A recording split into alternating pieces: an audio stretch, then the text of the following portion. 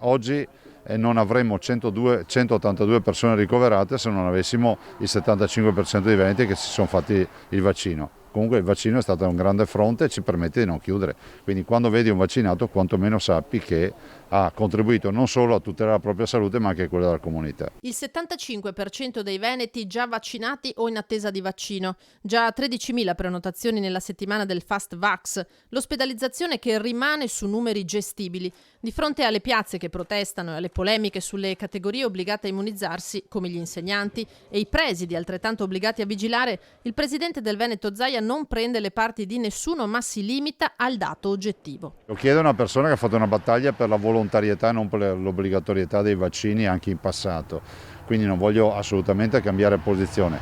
Dico che faccio appello a tutti affinché la scelta di fare la vaccinazione non è solo una scelta personale ma anche di comunità. Le ripeto, non avremmo 182 persone ricoverate e 22 persone in terapia intensiva oggi, con 600-700 contagiati al giorno se non avessimo avuto almeno il 75% di persone vaccinate. Ma c'è anche chi sta scegliendo di sottoporsi al tampone invece che vaccinarsi e Zaia ribadisce che la gratuità dei test verrà presto riservata solo a determinate categorie attualmente al vaglio. Per ora i tamponi restano gratuiti, soprattutto questa settimana di Ferragosto per non creare disagi.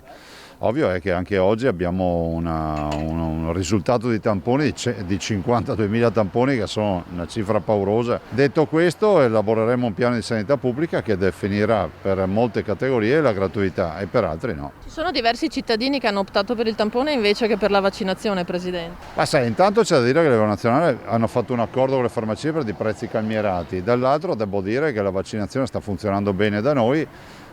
Siamo già al 75% dei vaccinati o comunque prenotati, contiamo in ottobre di arrivare all'80%. Le prime giornate di applicazione del Green Pass non hanno registrato tensioni o comportamenti scorretti. Il governatore predica buonsenso sia da parte di chi deve esibirlo che da parte di chi deve controllare il rispetto delle regole. In questi primi giorni insomma un minimo di elasticità ci vuole, perché posso dire, se da un lato è vero che c'è chi ha il Green Pass, è altrettanto vero che c'è chi ha la vaccinazione e non riesce ad avere il Green Pass, oppure c'è chi deve regolarizzare ancora la sua posizione. Penso ai tanti imprenditori che si sono vaccinati all'estero, hanno le 2 dosi di Pfizer ad esempio e qui non riescono ad avere un Green Pass. Insomma, cerchiamo di essere elastici, di pensare che non ci sia sempre qualcuno che vuole fregarti dietro l'angolo, e penso che con il buon senso ne veniamo fuori.